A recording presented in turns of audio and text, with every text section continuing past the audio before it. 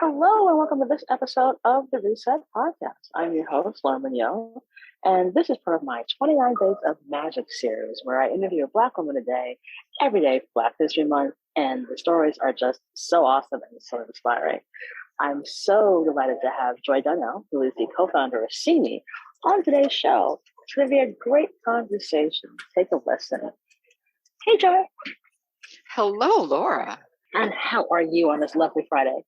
Oh, it's a beautiful day. I mean, it's really lovely weather in Los Angeles. I know a lot of the country is not experiencing this right now, but we're having gorgeous, warm, sunny weather. So it feels like summer. Ah, lucky you. I mean, although here in New York, it's like disturbingly warm today. Yeah. But Yeah. it's it's very unusual that that is what's happening for us in New York because it's February and it's supposed to be cold. Right. Them's the rules, Right. and for whatever reason, it's not being cold. It's not being cold out. I mean, we had snow once, and that was basically it. Well, nature So, has that way of showing us that she is still the mama. And we just have to bow to whatever is going on around us within the environment. We had like a tsunami warning at one point around here, and it's just like, okay, nature is really sitting us down and making us pay attention. exactly, and that's what you gotta do: pay attention to what's happening. So, first question, which is always the same and always delightful to hear what the answers are. So, Joy, what was your first job? My first job was actually modeling. That was my very first job, was modeling. That was the first thing I got paid to do, was be a model. I was a teenager, and my dad did not want me to work. He was very adamant about me not working because he had spent his whole life working, and he wanted me to focus on my education. But I wanted to have some financial independence. And so one day I was walking through the mall, and this very tall, like Scandinavian looking woman asked me if I modeled or if I was ever interested in modeling. And the main question that came out of my mouth was, will I make my own money? And she looked back at me like, yeah, why wouldn't you make your own money? And I was like, and I get to keep this money, like, this is my money. And she said, yes. And so I talked to my mom, and the next day we were meeting with this same woman, and I got signed to an agency, and I started taking pictures and runway shows and things like that. And it taught me a lot about self-efficacy and the importance of having some sense of who you are when you go into certain areas that are really hyper positioned to be imposing its thoughts about your body and the definitions of you and who you are supposed to be upon you. I had some inklings of who I wanted to be. And when I started getting feedback that was counter intuitive to that, and criticisms around my body that I did not find acceptable, I was able to tap back into that well and say, you know what, it's probably time for me to look at doing the next thing that I want to do, because this was just a stepping stone for me. But that was where I began, was with modeling. And you go into it thinking that it's going to be this area where people are constantly telling you how beautiful you are, but instead it's a realm where you're constantly being criticized and broken down, Wow. Right. and asked why your nose is so wide, or why your lips are full the way that they are. And in my particular case, it was definitely an area where I realized that a lot of times the client did not want a Black model. They wanted a white girl that had been dipped in chocolate. Ah, got it. Yeah. So it really was not a celebration of my inherited beauty per se. It was more trying to figure out how I could be more palatable despite my genetics. And that didn't sit well with me. I wanted a different life than that. So I started carving something else for myself. Wow. That is the most searing yet accurate portrayal of the modeling industry I've heard in quite some time. So thank you for sharing that. So we go from that experience in modeling to where you are today? What's that career journey been like? It's been wild. I'm sure. I never would have imagined that I would end up where I'd have doing the things that I've done. I didn't really have so much a path in mind. I didn't have these things that I had to check off the list. I just had this idea of the kind of person, the kind of human that I wanted to be on earth and the way that I wanted to hold space. And then eventually I had a conversation with myself about how I wanted to use my creativity and my voice and my ability to build community and the way that I tell stories. But it started with me thinking that I was probably going to go to law school. And then someone suggested that I look at publicity. And I thought that was the worst idea I'd ever heard in my life because my parents had spent a lot of money on education and I needed to give them something solid. And that was a very esoteric kind of job. And, my dad was an engineer. Like, I was just like, this is not going to fly. So I was going to this social action campaign that failed miserably. And I sat down in that moment of failure and I asked, what is this? Like, what was this thing that I was missing? And then it dawned on me that I didn't know anything about anything. And the reason why it had failed was because I did not understand this publicity thing that people had taught me about storytelling. And when I started looking at the mechanism of publicity within media, I realized that, a lot of times people holding the publicity card are actually the first storytellers. They are the doulas, if you will, bringing something forth from this thing that you don't know, that you didn't even know exists, or you thought you had this idea about it, to having you see it perhaps for the first time or see it in a different way for the first time. And there was so much magic within that.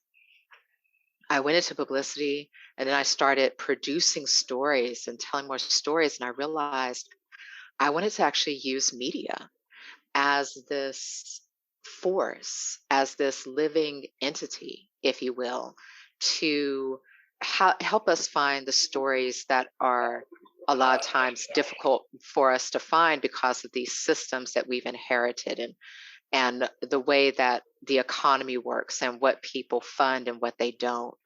George Lipschitz has a quote where he says, the stories we tell are the stories that sell. And my business partner, Dr. Nicole Haggard at CIME, says that means that the stories that we've told are the ones that continue to be sold, right? And Hmm. as I kept expanding my career and producing and writing and telling stories, I started to understand better how stories have an economy. And that means too that these stories, they have stakeholders, they have shareholders, they have people that become vested in the story, whether the story is healthy for us collectively or not.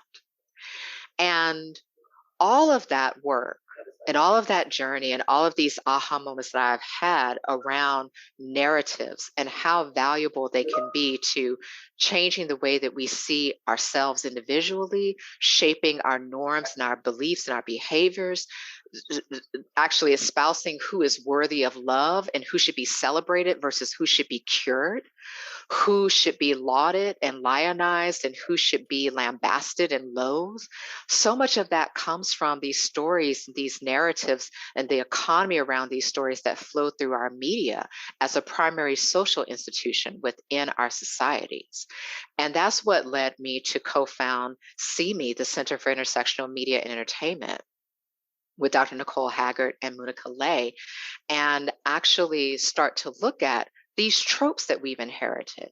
And where Hollywood in particular is concerned, we didn't just inherit these tropes. There was actually a production code that was in place for decades that said you can't show this and you can't show that. And part of what you couldn't show was even like love, romance, and sex between a Black body and a white body. It's called miscegenation.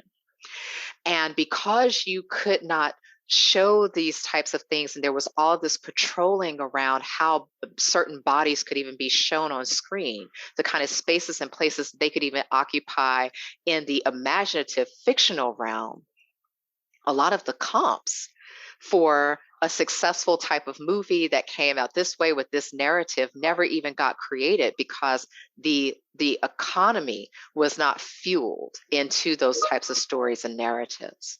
So all of these things have woven together for me to basically place me in this moment where I look at media itself and the primary social institution that it is as a way that I can actually affect change. And I've gone about building that, telling stories differently, making sure that I try to keep myself surrounded by lots of different storytellers with really beautiful perspectives because our complexity is our advantage. And what our stories show us a lot of times is the simplicity within our complexity, which is that your unique experience as a human being is the universality of being human. And the more we understand about each other through each other's stories, and the more curious we remain about one another's experience, the more that our empathy, our compassion, our wisdom, our ability to collaborate with each other and find better solutions collectively come forth. Wow. Oh my God, there's so much there. You know, and what's been the result of you all launching CIME? Oh my goodness, we've had really beautiful results. We've been able to work with so many different groups of people and entities, really seasoned entities as well. So, one of the things that we started off doing, we haven't been able to revisit it the same way that we want to because of the pandemic, but we were doing circles with women in Hollywood. And we ended up getting a lot of men in Hollywood too, and non binary people come into the circles as well. And people were describing it as church for their career. It was a safe Wow. space, right? The safe space we could drop in and we could talk about how media makes you feel. Not just the things that you consume, that you watch, but also what you're creating and the institution around what you're creating. And we started to realize that there is just a lot of institutional betrayal and when you are in an environment that has betrayed you a lot, made promises that it wasn't going to keep, let you put together a beautiful package just to come and tell you, change it to, I know you've got this black man and this white woman as the stars, but change it to a white man and a black woman because it's not going to get made the way you wrote it. What? Like, It's not going to get yeah, made. Oh, thanks. because this is the system we've inherited and it just is what it is. So suck it up and just keep going. And you're supposed to normalize that within yourself. And to survive those types of moments and to normalize it, you have to kind of become blind to some of the betrayal that you're experiencing, or it will break you down too much. Well, as we started doing trainings, these circles, even doing trainings with major production companies and other institutions that do research and things of that nature, and holding space in this way, we found another layer to the ingredient, if you will, for resiliency and really creating change, which is it's not just internal. It's not just about your inner work. It's also about your interpersonal work. We started realizing, even within CME, how much of our healing comes from community, that we heal within community. The more alone you feel with your power, that's a lot of times what really corrupts you is the isolation.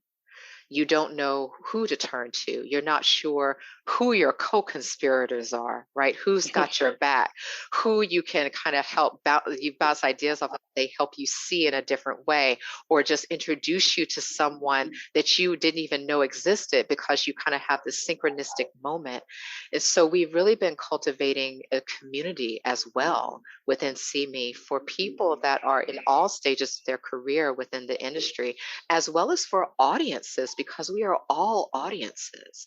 And that has been really the aha that came forward for us is no, it's not just about the personal, it's also about the interpersonal. And if you have the personal and the interpersonal collectively together, you're going to figure out how you want to pinpoint your action toward the institution. And that has just been really life affirming. Oh wow, so amazing. Like there's, oh gosh, there's so much here. Like, I mean, you know, you've done all this really amazing work and you're at this really interesting point. But was there ever a point where you're like, this is so challenging, I'm never going to be able to get through it? And then you did. Oh, several times, Laura. Oh my goodness. There were so many times I was just like, I'm not going to make it. I'm pretty sure. I'm pretty sure this is the end. This is it. I'm not going to make it. And even for myself, I have found the power of healing within community. When I was growing up, I would watch these movies and these TV shows, these little moments. Maybe you've seen them. I always call it the benevolent community trope. It's even in politics. If you think about it, there's this moment where the main character, what we call the protagonist, they decide they're going to do the thing. And some sort of way, the sage guide that they needed to go through it just pops up out of nowhere, like their Obi-Wan Kenobi type of thing just pops up. But not only that, they also get their C3PO and their R2D2. I'm going to Star Wars thing apparently, and their Han Solo, and they get like a whole, and Chewbacca, they get this whole ragtag team of people to rally around them. Or even this like scene where the protagonist is like, I'm going to go shoot for the moon on this thing, and the whole town comes out and throws a parade and like, yeah, you can do it, Timmy. And the little lassie looking dog comes running up beside him and like, arf, arf, arf, you got this, Timmy, you can do this type of thing. I would always see that surrounding of love, that enveloping of support, usually around a white bodied character, usually male, usually cisgender, usually hetero. And it had implanted a thing in my mind of like, oh, this type of support is not for me, because I never saw it reflected back to me around a body that kind of looked like mine. My body was always there in service of the protagonist, the magical being that popped up, to help that protagonist get from point A to point B. But in my real life, I have found that benevolent community. And, I'll give you even a recent example. I had a book called Beyond Brand that came out right before the pandemic. And I was about to go on my book tour, and the book tour got coronaed, right? Mm. And so COVID, took away my book tour, and I didn't even have like a full emotional reaction, because it was like, well, what can you do? So much loss is happening right now. My book tour got canceled. That's a small thing in relation to how many people have lost family members in this moment. But I had to go virtual. And when I had to go virtual, I reached out to a lot of the people within my community, and I was just like, hey, my book tour has been canceled, and I'm looking for just if you can just like help me get some energy around the book. And Lord, the people who came out, the people who showed up, I can barely talk about it without crying. I was pretty sure that I was done for, even in that regard, that, oh, nothing really is going to happen. People going onto their Instagram accounts doing not just one video, 9 videos in a row, talking about this book from the heart and how it was Oh, wow. resonating with them in this moment. And I found myself surrounded by this benevolent community, just like that protagonist that I would always see in the movie, that was never looking like me. But in my real life, there it was. And Oh, wow. it was magical, it was healing, it was a form of liberation that I didn't even know could exist. And I know now at this point in my life, it is our birthright to belong in a way that we do not have to compromise the most innate things of ourselves to truly belong. That is equity. And that's why we can talk about diversity is not something that we have to go searching for. It naturally exists in the world. Everything is diverse. That's what life does. Inclusion is an active mindset. You have to actually put forth the intention to be inclusive, to be looking around the room. And when you see that it is homogenous, say, wait, something's up with this room. This room is weird, and we need to change that. Equity is the goal. But when equity isn't on the table, so many of us will take this compromised sense of belonging and accept this compromised sense of belonging because we know that we need some sort of group. We need some sort of community because we are social creatures by nature. We are social animals as human beings. But to have that benevolent community gather around you and allow you to belong as you are in your beingness, that is the equity that we're really striving for. And so all these little moments like this just infuse my mission and my vision even more every day.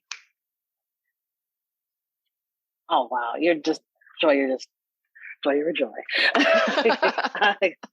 And that's such a powerful testimony that I don't have anything else to say to that. So let's move on to the next question. Because I mean, that's such a wonderful explanation of what equity really means. And honestly, I think that's one of the things I do love, one about doing this series in particular, because I'm always just so inspired by the stories of community, that the amazing Black women that I have come on and share during this month, right? This marathon month for me. Uh, and it's just so wonderful to hear. And also it's just so validating because I feel like, when I started this 3 years ago, it was, well, nobody else had done this, so I guess I'll do it. Mhm. And now in the third year of doing it, it just continues to just be this wonderful testimony of equity, as you say, with this community of really amazing women, and the people around them. Because most of the people who come on are recommended to me. Like I deliberately go after people I don't know, because I want to show that, like, in every industry, every single day, there's a Black woman doing great work, whatever it might be, however they define that as great work. But it's just our existence is exactly resistance. And so Yes. it's just so important to share. And so, yeah, it makes me so happy when I get to hear stories like yours and testimonies like yours. Well, I mean, so much of what you're doing, you're living and walking the talk too, right? Like this media that we have access to now that is unprecedented. This has never existed like this in human existence, at least that we know of. We've never had this kind of actually easy access even to media. It used to be that if you wanted to actually sit down and interview people like this, you had to have a space. Folks had to be together. You had to have all this equipment, right? You needed to have like Mm-hmm. an audio engineer. There were so many components that we needed to have. And now we can virtually hold space with each other and give oxygen to these conversations in a way that they haven't existed before. When you can't find it, you can design it now within media. And you can grow that community around it simply by holding space and having the audacity to realize that you're already mainstream in what you're thinking, and you can set forth doing this thing, having this conversation without any gaze in mind whatsoever, because there is no gaze that you have to speak to. It Nope. is about what you are setting forth to do, how you are holding space, the stories that you want to create. And what I love about media, especially populating stories with more intersectionality in mind, is that it gives each of us the opportunity to find our healers, our guides, our questioners, right? Like our collaborators, our co conspirators, our like minded people, and the people who are going to challenge us to think differently. All of that is possible within this space that is media. And I've gotten to the point now where I feel like it is actually a basic human need because it can actually change the scope of your life, the course of your life, whether you have access to information or you don't have access to information, whether you have access to being able to use media and build community around it or you don't have access to media to build community around yourself simply by being able to do outreach, even on social media. So it has become a basic human need. But for me, too, it's also this amazing way that if you have this fiery mandate within yourself that you can't explain why it exists there, but you just feel called upon to do something, you can actually look at using media to live as well as leave your legacy within culture. And I don't think that it's ever existed like this before. And I don't think it's a coincidence that we are all existing in this moment of space and time like this, able to utilize this form the way that we can. Oh yeah, it's definitely a timing thing because I was talking to somebody else on the podcast yesterday about how like we're in this really awesome golden age of television, and especially around like black comedies with Abbott Elementary, South Side, Grand Crew, The Wonder Years, and there's never been this sort of really rich diversity on network TV. Uh, of the kind of the everyday regular black person who's just living their life, and you could replace them with any other four people and they would still have those same struggles, and it's not centered around poverty or trauma porn or anything like that. And so it's interesting this at this particular moment and this particular medium we have so many wonderful options across so many different platforms. Absolutely. It's a form of liberation too. And I'm really excited to see more of the stories that are coming out of the rethinking storytelling, rethinking the industry, rethinking the flow of the money, and getting away from this idea around profit and Black trauma, for example, and actually starting to look at the storylines of Black joy and That's Black, all I care about. right? All I care about. It's like black joy and black resilience and radical aliveness. That for me is the next layer of conversation, whether we're talking about media, whether we're talking about conscious media, whether we're just talking about our own healing modalities for ourselves. It is about how to lean into the radical aliveness, how to reclaim your innate right to embodiment, because the systems around us, even media, has so often asked us to disembody ourselves, to actually move away from our bodies, while it puts certain definitions and tropes around these very bodies, and says if you want any shot at equality, you need to move away from how your body looks, how you have shown up in the physical world, so that you fit this other definition that we have defined as more human than you. And I think that the wave right now is people saying, you know what? That was never working and it ain't going to work now, and we ain't moving into the future like that. And we're going to shape a completely different narrative for ourselves that feels good down to our mitochondrial DNA. And that is what keeps me optimistic and mission driven and focused on the here and now, as well as what's ahead for us. Amen. All right, next question for you. Oh, because you just are full of wonderful goodness. What do you do for your self care? I meditate. I I take control of my day in the morning. That's actually been a really big thing for me. So I like to wake up when my body has just decided that it's had enough sleep, as opposed to an alarm. So whenever I can, I try to make sure I go to sleep early enough so that my body will just wake up when it needs to wake up and I don't have to have an alarm blaring at me. That's one thing that kind of helps me just feel like I'm in the flow of what I naturally want to do that day. And I'd also try to make sure that I have enough time to drink water leisurely and meditate and check in with myself, and do that before I touch any kind of electronic device, even a television. I don't want to hear the news. I don't want to do any of that stuff until I've had some moment to check in with me, because right when I wake up is when I'm my most authentic self.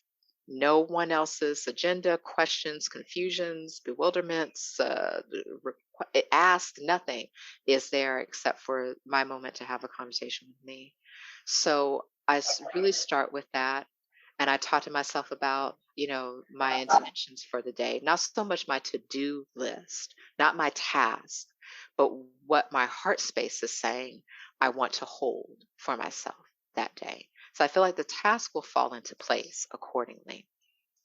And being able to take control of my mornings that way and do my deep practices that help me say, go on nature walks and things of that nature, all of that just kind of starts to weave with itself and intermingle because I started my day off being grounded within myself so that throughout the day I can keep returning to the that deep well, that pool that is me, that source of energy that is me, because the energy I'm putting out into the world is me. Like that's the only energy I have to put out into the world. So I do myself to keep replenishing and keep things reciprocal within myself so that I don't just pour myself empty. That's a brilliant way of putting it. And thank you so much for sharing that. Like I said, I could just let you talk for hours. And then last question, do you have a give and or ask of the audience? Oh, uh, goodness, a give or a give or an ask or a give and an ask. It can be or both. Oh, okay. Um, a give that I would like to say to the audience is, take a moment to ask yourself what your relationship is to rest as a right rather than a reward. Just ask yourself, just check in. Is rest a right in your world, in your mindset, or is it a reward? And then an ask that I would like to encourage the audience to do is that if they are at all interested in aligning with our mission at CIME to create more equitable storytelling and better resources for people that are in media, please visit our website, which is CIME, CIME.us, CIME.us, and sign up for our mailing list and just, reach out with questions, ideas, folks that we need to know about. We are actively looking to build a beautiful community around what we're doing. And it requires folks, like a lot of the people who are listening right now. And so we would love to have more collaborators. Awesome. It just I'm so blown away by you, Joy. Thank you so much. We'll put all the details in the show notes for folks to connect with you, buy your book, be part of See Me, and everything in between. I mean, you were just so phenomenal and have so much wonder and power in the way that you articulate your vision. It's just a joy. So thank you so much for being on the podcast today. Thank you for having me, Laura. This has been a beautiful way to wrap up the week. Awesome. And that is our show.